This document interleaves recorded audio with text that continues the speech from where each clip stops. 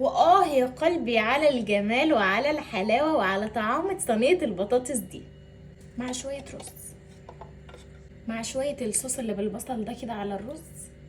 وطبعا مش هننسى الحركة بتاعتنا، يا قلبي على الحلاوة وعلى الجمال. ايه ده ايه ده ايه ده ايه ده ده يبقى دوب شوية الرز المفلفلين دول وودي.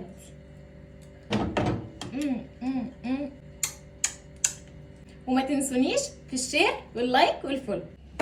هنعمل النهارده الطريقه اللي جابت اعلى مشاهدات عندي، الطريقه المميزه. مميزه ليه؟ عشان سهله جدا، مش محتاجه افتكاسه ولا اي حاجه. طيب هنعمل ايه؟ هنعمل صينيه بطاطس بالفراخ، والبطاطس تكون تحت الفراخ كده ودايبه، والاتنين في صينيه واحده، وفي 5 دقايق هتكوني خلصتي الاكل. هنعمل ايه بقى؟ اول حاجه هنتبل الفراخ بتاعتي. انا عندي فراخ، انا الفراخ عموما اي فراخ بتدخل الفرن بفتحها كده عشان تدخل التتبيله جواها. انا مش هسيب الفراخ تتبل ولا حاجه، انا هتبلها بس هركنها على جنب لحد ما اعمل صينيه البطاطس واحط ده على ده واديله ادي في الفرن. حاجه هنزل على الفراخ بتاعتي ببصلايه مبشوره، بصلايه واحده بس كفايه. طماطمايه مبشوره في الكبه. البيج بوس في الفراخ اللي بتتحط في الفرن. الصلصه هنحط معلقتين كبار صلصه، بسم الله. البهارات بتاعتي معلقه كبيره بهار مشويات، معلقه كبيره كاري، معلقه صغيره توم باودر، ومعلقه صغيره فلفل اسود. هنزل بيهم بسم الله. شويه الملح واديله ادي. طبعا الملح على حسب الرغبه، كل واحد بيحب ملح مختلف عن التاني. هندعك كل ده بقى في بعضه كده وندخل التتبيله في كل حته في الفراخ. نحط شويه زيت كده للفراخ عشان يدوها لمعه كده وتبقى قمر زيكم. شويه صغيرين علشان الفراخ اصلا فيها دهون. ودعاكي دعاكي دعاكي. خلاص الفراخ بتاعتي اتبلت وبقت 100 100. هركنها هنا لحد ما نعمل صينيه البطاطس. هغسل ايدي وارجع لكم. هقطع البطاطس وما تكونش رقيقه عشان انا لسه هسوي الفراخ نيه، فعلشان عبال لما دي تكون استوت تكون دي استوت، ما تبقاش دي مهريه. اقطعها كده اهي كده، يعني ولا منها صغيره قوي ولا منها كبيره قوي. بصوا البطاطس بتاعتي خلاص انا قطعتها وبقت 100 100. مقطعه بصلتين صغيرين هنزل بيهم على البطاطس. انا مقطعه البصل جوليان علشان بيدي تيست حلو قوي في البطاطس، ما بحبش اقطع البصل صغير.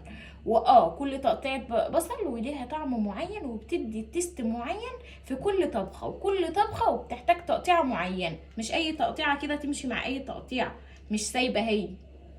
هنزل بمعلقه كبيره صلصه، هنزل بمعلقه صغيره توم، تقريبا 3 فصوص توم.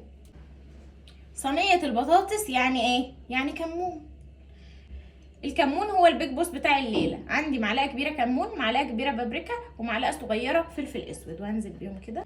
هنزل بطماطم مضروبه في الخلاط ومتصفيه، انا صفيتها ورجعتها تاني في الخلاط، مش بحطها على طول كده. هنزل بشويه كده. ما ننساش رشه السكر يا سكر علشان حموضه الطماطم. قلبي قلبي قلبي ودوقي بقى ايه احلى صينيه بطاطس بالفراخ، وادعيلي وما تنسيش تكتبولي في الكومنتات. صينيه البطاطس بالفراخ اللي انا بحط فيها الفراخ نيه، ما بحط لهاش سوائل كتير علشان الفراخ بتنزل الصوص بتاعها اصلا على البطاطس. فانا حطيت شويه طماطم وعندي شويه فاضلين بس انا مش هحطهم، كفايه قوي كده. وما ننساش نظبط الملح. اللي بيقول لي انت ما حطيتيش ملح، لا انا بحط ملح بس اساسي ان انا احط ملح. هو في حد بيطبخ من غير ملح؟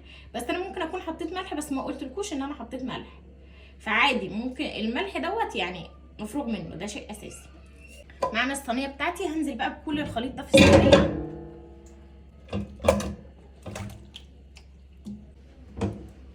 اهي الصينيه بتاعتي بصوا. هحط بقى رشه زيت بسيطه على البطاطس عشان انا ما حطيتش زيت خالص. هنزل بالفراخ بتاعتي اللي انا تبلتها، بسم الله الرحمن الرحيم. رصها كده. التتبيله دي هنرميها؟ لا طبعا.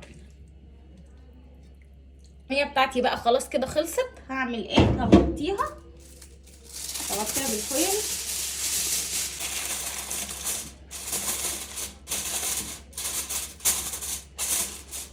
اسخن الفرن كويس، وبعدين هحطها على الرف اللي تحت لحد ما تغلي كويس، تاخد غلوتين كده، وبعدين اقوم رافعاها على الرف اللي في النص واسيبها بقى تستوي براحتها خالص.